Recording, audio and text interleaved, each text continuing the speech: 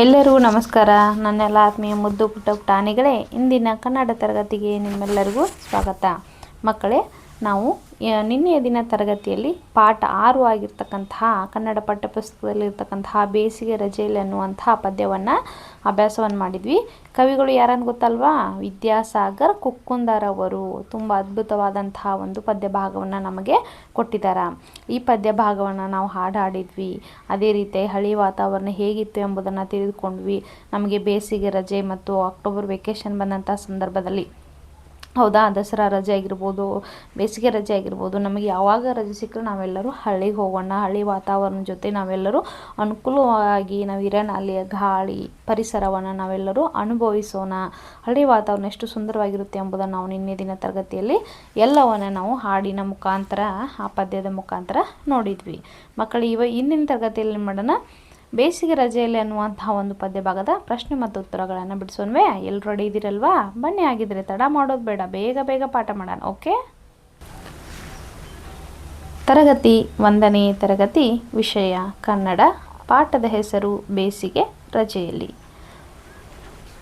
ಪದ್ಯದ ಸಾಲುಗಳಲ್ಲಿ ಬಿಟ್ಟಿರುವ ಪದವನ್ನು ಮಕ್ಕಳಿಂದ ಹೇಳಿಸಿ. ಮೊದಲನೇ ಪ್ರಶ್ನೆ, ಅಪ್ಪನ ಜೊತೆನ ಡ್ಯಾಶ್ ಹೋಗುವೆನು. ಉತ್ತರ, ಹಳ್ಳಿಗೆ. ಅಪ್ಪನ ಜೊತೆನ ಹಳ್ಳಿಗೆ ಹೋಗುವೆನು. ಎರಡನೆಯ ಪ್ರಶ್ನೆ, ಎತ್ತರ ದನಿಯಲ್ಲಿ ಡ್ಯಾಶ್ ಹೇಳುವೆನು. ಉತ್ತರ, ಹಾಡನು. ಎತ್ತರ ದನಿಯಲ್ಲಿ ಹಾಡನು ಹೇಳುವೆನು. ಮೂರನೆಯ ಪ್ರಶ್ನೆ, ಬಗೆ ಬಗೆ ಹಣ್ಣಿನ ಡ್ಯಾಶ್ ಸವಿಯುವೆನು. ಉತ್ತರ, ಸವಿಯನು. ಅಂದರೆ ಬಗೆ ಬಗೆ ಹಣ್ಣಿನ ಸವಿಯನು ಸವಿಯುವೆನು. ನಾಲ್ಕನೆಯ ಪ್ರಶ್ನೆ, ಸುಂದರ ಸೃಷ್ಟಿಯ ಡ್ಯಾಶ್ ಕಾಣುವೆನು. ಉತ್ತರ, ಸೊಬಗನು. ಸುಂದರ ಸೃಷ್ಟಿಯ ಸೊಬಗನು ಕಾಣುವೆನು. ಮಕ್ಕಳಿಗೆ ಪ್ರಶ್ನೆ ಕೇಳಿ ಉತ್ತರ ಹೇಳಿಸಿ. ಮೊದಲನೇ ಪ್ರಶ್ನೆ, ಕವಿಯು ಯಾರ ಜೊತೆ ದುಡಿಯುವನು. ಉತ್ತರ, ಕವಿಯು ರೈತರ ಜೊತೆ ದುಡಿಯುವನು. ಎರಡನೇ ಪ್ರಶ್ನೆ, ಕೌತುಕ ವಿಷಯ ಎಲ್ಲಿ ನಡೆದಿದೆ. ಉತ್ತರ, ಕೌತುಕ ವಿಷಯ ಜಗದಲ್ಲಿ ನಡೆದಿದೆ. ಮೂರನೇ ಪ್ರಶ್ನೆ, ಹಳ್ಳಿಗೆ ಯಾವಾಗ ಹೋಗಬೇಕು. ಉತ್ತರ, ಹಳ್ಳಿಗೆ ಬೇಸಿಗೆ ರಜೆಯಲ್ಲಿ ಹೋಗಬೇಕು. ನೋಡಿ, ಈ ಆ ಮತ್ತು ಈ ಪಟ್ಟಿಯಲ್ಲಿರುವ ಶಬ್ದಗಳನ್ನು ಜೋಡಿಸಿ ಕವಿತೆಯ ಸಾಲುಗಳನ್ನು ಪೂರ್ಣಗೊಳಿಸಿ. ಮಕ್ಕಳೇ, ಇಲ್ಲಿ ಏನು ಕೊಟ್ಟಿದ್ದಾರೆ? ಅ ಪಟ್ಟಿ, ಆ ಪಟ್ಟಿ ಮತ್ತು ಈ ಪಟ್ಟಿಯಲ್ಲಿ ಆ ಕವಿತೆಯ ಸಾಲುಗಳನ್ನು ಕೊಟ್ಟಿದ್ದಾರೆ. ಹೌದಾ? ಅವುಗಳನ್ನ ನಾವು ಜೋಡಿಸಿ ಏನು ಮಾಡಬೇಕು? ಅವುಗಳನ್ನು ಕವಿತೆಯ ಸಾಲುಗಳನ್ನ ನಾವು ಕೂಡಿಸ್ಬೇಕು. ಬನ್ನಿ, ಮೊದಲನೇದಾಗಿ ಅ ಪಟ್ಟಿಯಲ್ಲಿ ಏನೇನಿದೆ ಅನ್ನೋದು ನೋಡ್ಕೊಂಡು ಬರೋಣ. ನೋಡಿ, ಅ ಪಟ್ಟಿ, ಬೇಸಿಗೆ ರಜೆಯಲ್ಲಿ ತೋಟದಿ ಬೆಳೆದಿಹ, ಜಗದಲ್ಲಿ ನಡೆದಿಹ, ಮುಗಿಲನೆ ಮುಟ್ಟುವ.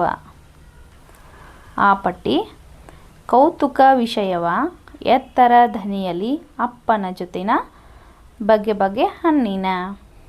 ಈ ಪಟ್ಟಿ, ಹಾಡನು ಹೇಳುವೆನು, ಅವರಿಗೆ ತಿಳಿಸುವೆನು, ಸವಿಯನು ಸವಿಯುವೆನು, ಹಳ್ಳಿಗೆ ಹೋಗುವೆನು. ಹೌದಲ್ವಾ? ನೋಡಿದ್ರಲ್ವಾ? ಈಗೇನು ಮಾಡೋಣ?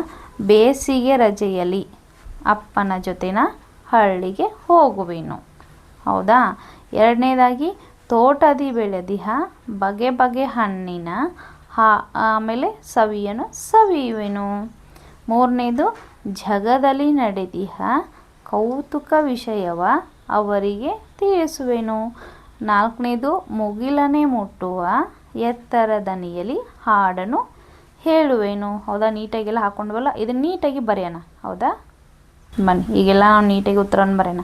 ಬೇಸಿಗೆ ರಜೆಯಲ್ಲಿ ಅಪ್ಪನ ಜೊತೆನ ಹಳ್ಳಿಗೆ ಹೋಗುವೆನು. ತೋಟದಿ ಬೆಳೆದಿಯ, ಬಗೆ ಬಗೆ ಹಣ್ಣಿನ, ಸವಿಯನು ಸವಿಯುವೆನು. ಜಗದಲ್ಲಿ ನಡೆದಿಹ, ಕೌತುಕ ವಿಷಯವ, ಅವರಿಗೆ ತಿಳಿಸುವೆನು. ಮುಗಿಲನೆ ಮುಟ್ಟುವ, ಎತ್ತರ ದನಿಯಲ್ಲಿ ಹಾಡನು ಹೇಳುವೆನು. ಈ ಕೆಳಗಿನ ಸಾಲುಗಳನ್ನು ಮಕ್ಕಳಿಗೆ ಹೇಳಿ ಅವರಿಂದ ಹೇಳಿಸಿ. ಮೊದಲನೇದು, ಬೇಸಿಗೆ ರಜೆಯಲ್ಲಿ ಹಳ್ಳಿಗೆ ಹೋಗಬೇಕು. ಎಲ್ಲರೂ ಜೋರಾಗಿ ಹೇಳಿಪುಟಾಣಿಗಳೇ, ಬೇಸಿಗೆ ರಜೆಯಲ್ಲಿ ಹಳ್ಳಿಗೆ ಹೋಗಬೇಕು.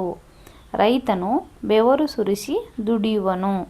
ರೈತನು ಬೆವರು ಸುರಿಸಿ ದುಡಿಯುವನು. ಜಗದಲ್ಲಿ ಕೌತುಕ ವಿಷಯಗಳು ನಡೆದಿವೆ. ಜಗದಲ್ಲಿ ಕೌತುಕ ವಿಷಯಗಳು ನಡೆದಿವೆ. ತೋಟದಲ್ಲಿ ಬಗೆ ಬಗೆ ಹಣ್ಣುಗಳಿವೆ. ತೋಟದಲ್ಲಿ ಬಗೆ ಬಗೆ ಹಣ್ಣುಗಳಿವೆ. ಸೃಷ್ಟಿಯು ಹಚ್ಚನೆ ಹಸುರಾಗಿದೆ. ಸೃಷ್ಟಿಯು ಹಚ್ಚನೆ ಹಸುರಾಗಿದೆ. ಹಾಡನ್ನು ಎತ್ತರದ ದನಿಯಲ್ಲಿ ಹಾಡಬೇಕು. ಹಾಡನ್ನು ಎತ್ತರದ ದನಿಯಲ್ಲಿ ಹಾಡಬೇಕು. ಪುಟಾಣಿಗಳೇ, ನಾವು ಇವತ್ತು ಬೇಸಿಗೆ ರಜೆಯಲ್ಲಿ ಎನ್ನುವಂತಹ ಒಂದು ಪದ್ಯ ಭಾಗದ ಪ್ರಶ್ನೆ ಮತ್ತು ಉತ್ತರಗಳನ್ನು ಬಿಡಿಸಿದ್ವಿ.